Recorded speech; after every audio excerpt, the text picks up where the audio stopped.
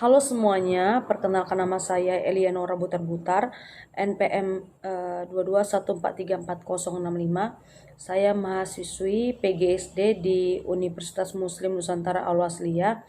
Kali ini saya akan meresume tugas dari mata kuliah Pengelolaan Pendidikan dengan dosen pengampu Ibu Sutarini SPD MPD. Nah, topik kali ini yang saya bawakan adalah tentang pengelolaan keuangan pendidikan.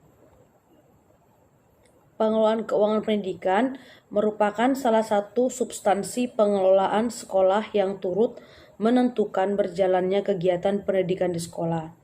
Menurut Departemen Pendidikan Nasional pada tahun 2000, bahwa pengelolaan keuangan merupakan tindakan pengurusan dan ketatausahaan keuangan yang meliputi pencatatan, perencanaan, pelaksanaan, pertanggungjawaban, dan pelaporan.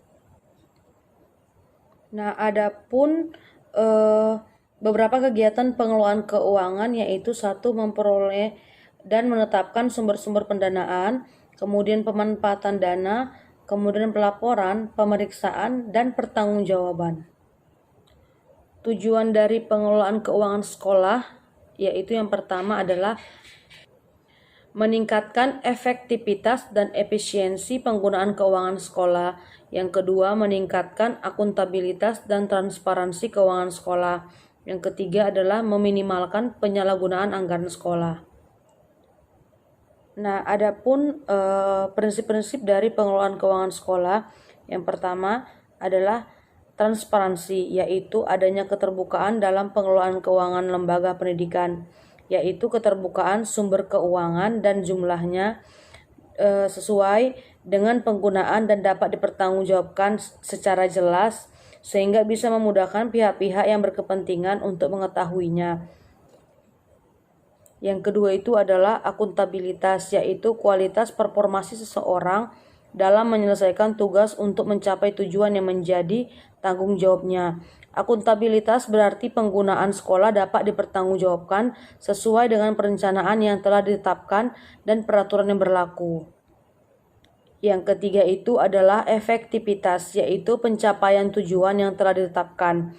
Efektivitas tidak berhenti sampai pencapaian tujuan saja, tetapi sampai pada kualitatif hasil yang dikaitkan dengan pencapaian visi dari lembaga tersebut. Dan yang terakhir adalah efisiensi, yaitu kuantitas hasil suatu kegiatan. Efisiensi adalah perbandingan yang terbaik antara masukan dan keluaran atau antara daya dan hasil. Nah, beberapa tugas dari pengelola keuangan sekolah. Yang pertama itu adalah otorisator, yaitu pejabat yang diberi wewenang untuk mengambil tindakan yang mengakibatkan penerimaan dan pengeluaran anggaran. Yang kedua itu adalah ordonator, yaitu pejabat yang berwenang melakukan pengujian dan memerintahkan pembayaran atas segala tindakan yang dilakukan berdasarkan otorisasi yang telah ditetapkan. Yang ketiga itu adalah bendaharawan, yaitu pejabat yang berwenang melakukan penerimaan, penyimpanan, dan pengeluaran uang, serta diwajibkan membuat perhitungan dan pertanggungjawaban. Adapun tugas dari pengelola keuangan sekolah antara lain yaitu yang pertama pengelolaan untuk perencanaan perkiraan.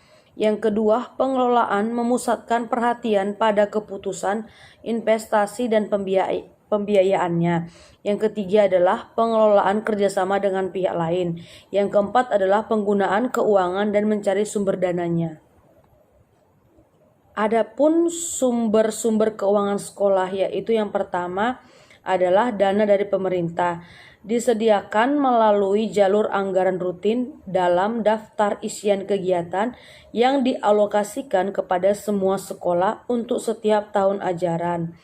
Memberikan dana BOS dari APBD yang didistribusikan ke sekolah-sekolah untuk membiayai pengeluaran rutin atau operasional non-gaji. Nah, yang kedua itu adalah sumber dana dari orang tua siswa, yaitu pendanaan dari masyarakat yang dikenal dengan iuran komite. Berdasarkan sumbangan dana yang harus dibayar oleh orang tua siswa ditentukan oleh rapat komite yang terdiri atas satu dana tetap per bulan. Yang kedua, dana insidental, dan yang ketiga adalah dana sukarela. Kemudian yang ketiga adalah sumber keuangan dana dari masyarakat. Nah, sumbangan yang tidak mengikat dari anggota-anggota masyarakat sekolah yang menaruh perhatian terhadap kegiatan pendidikan di suatu sekolah. Nah, yang keempat itu adalah dana dari alumni ya. Pengumpulan dana ini dilakukan secara reunian, pada saat reunian. Dan yang keempat adalah sumber dana dari peserta kegiatan. Dana dari peserta sendiri yang menikmati pelayanan kegiatan pendidikan tambahan atau ekstrakurikuler seperti pelatihan komputer, kursus bahasa Inggris, atau keterampilan lainnya. Dan yang terakhir itu adalah sumber dana dari kegiatan wirausaha, yaitu pengelolaannya dapat dilakukan oleh staf sekolah atau para siswa, misalnya koperasi, kantin sekolah, bazar tahunan, wartel, usaha fotokopi, dan lain-lain. Nah, demikianlah pembahasan saya mengenai pengelolaan keuangan sekolah. Terima kasih.